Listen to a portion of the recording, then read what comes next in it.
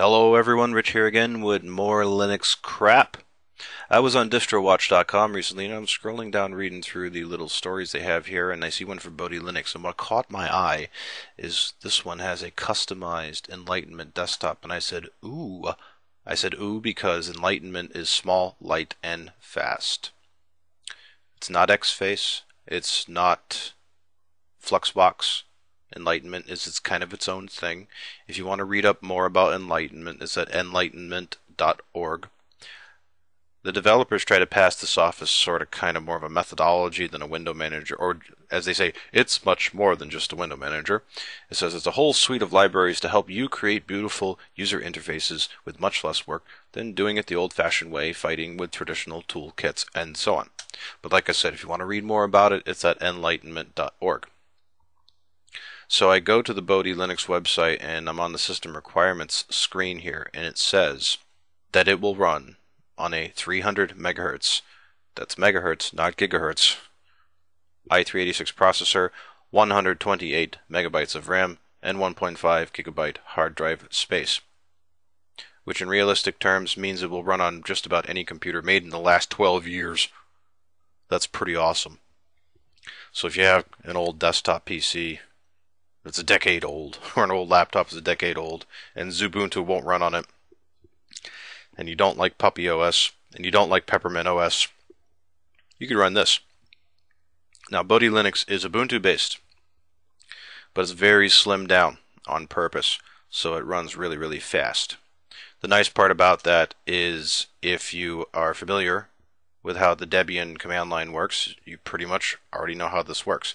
What you don't know is how Enlightenment works, which I'm going to show you right now. This is Bodhi Linux in a VMware session, so let's check it out. There's Enlightenment doing its thing. Okay, now I have the desktop configuration here. There's several different configurations you can choose from when you start Bodhi.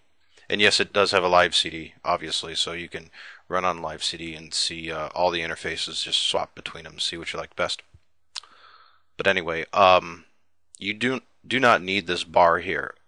Enlightenment, the way it works is in such a way where you could actually operate the entire thing with one mouse button, like Mac style, because a left click brings up the main menu.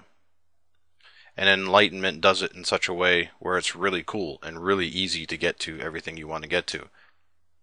Sort of kind of like Fluxbox, but not. I don't want to say Enlightenment is like Fluxbox or vice versa, because they're not. They do things different ways. But at its core, the interface is sort of kind of similar anyway. Now, the default browser this comes with is Midori, which is WebKit based. Now the only thing is, and I left this up on purpose here, is that this distribution does not come with Flash. Don't like that. So we have to put it in. And I purposely did not install it yet to show you the process of how this is done. This is where Bodhi is a little rough around the edges, because it's not exactly simple to install things. I mean, it is, and well, you be the judge. So the way to install stuff, according to the way the Bodhi website tells you to do it, is you go to the Bodhi Linux menu and go to Add Software, which brings you to a website. The software Doku, or whatever it's called. And you can just search for what you want. There's also, if you scroll down, everything's in nice categories and everything. So it's primarily web-based. And you just search for Flash. So I'm going to search for Flash, and there's Adobe Flash. Now this is a little bit misleading, because you see these two huge buttons for Install Now and Download. It's not going to work, because if you do Install Now, you get this. Could not find package. You're like, oh, geez. But there's this little link here that says, see installation instructions for further information. Okay. So we go to installation instructions. We will need to sync our package lists before starting. To do so, click this link. Okay, so we click this link. And then you put in your password for your user account. Now that's really cool that this can be done right from the browser. That's actually pretty awesome. I have not had to touch a terminal. That's neat. I like that. But the fact I have to jump through hoops just to do this is the bad part. So it's good and bad at the same time. So anyway, I'm just waiting until it's done doing its... What the hell is it downloading? Alright, it's downloading a bunch of stuff. Yeah, universe packages from Ubuntu. This is actually Ubuntu 10. It's not 11. 10.04, I believe. Okay, so it should be done now, and then we can do... If I can scroll this thing. Okay. Install additional... Okay, yes. Do it. I apologize if this is kind of boring, but I wanted to show this. I really did. So you see what you're dealing with if you decide to download this and have a go at it yourself. Changes applied, you may close the window. Okay. And okay, I thought that window was stuck, but it's not.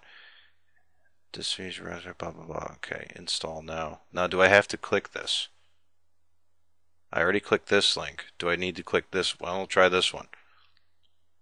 No, that's just an image. Okay. So now what I should be able to do is click this install now, and it should hopefully... I don't think I require a reboot here, but let's go. Let's see if it works. Okay, now it's working. Install additional. Yes. So you do have to do that package update thing first before any other consideration, and then the install now for whatever you hit in the Bodhi Linux website for software, it will work after that. So now it's doing a thing with the Flash plugin. Let's see what it's doing. Oh yeah, there it goes. Download done, plugin installed, trigger processing, blah blah blah blah blah. Success. Okay, so let's try. I don't know if I have to restart the browser. Let's try it without restarting the browser first. See if it actually shows up.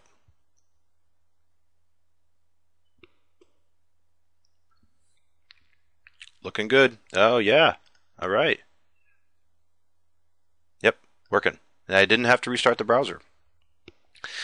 That's pretty cool. Now, other than a little cursory overview here, I do have one complaint, and it directly has to do with the interface. This is, it's annoying. Well, I'll just show you what I mean. So if I go to Places, Home, for example. Okay, now I had some VMware stuff in here. If you actually try to drag something, now this is the desktop, okay? So that means I should be able to take something. Now this may be part of Enlightenment, I'm not sure. But if I want to take something and drag it onto the desktop, it will not let me. I don't like that.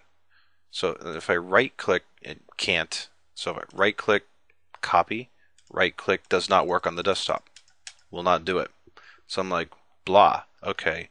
So there's the desktop. Well, what happens if I drag this folder in here into the desktop? Okay, is it there? Yeah. If I refresh the desktop outside, nothing. Which is, again, probably an Enlightenment thing, but that's kind of annoying. I want to be able to drag and drop stuff on the desktop. I cannot do it. There is a desktop folder under your under Home, I think. Yeah. I'm sorry, your user folder. You have your desktop, but you have to get to it actually launching a window to get into it instead of having a direct icon on the desktop, and that was kind of annoying. Now, another annoying thing I found about this, if I open up a something else here, I don't know. What else can I open? I'll open up a browser, I guess. The Dory web browser. Okay. This one kind of annoys me because window focus. If I click on a window, now if you hover over it, notice those animations between. Notice it's animating in 3 spots. You have here, here, and down here. That's way too many animations. And when I went to change themes in Bodhi here, all it does make the animations different colors. This gets really annoying real fast. It really does.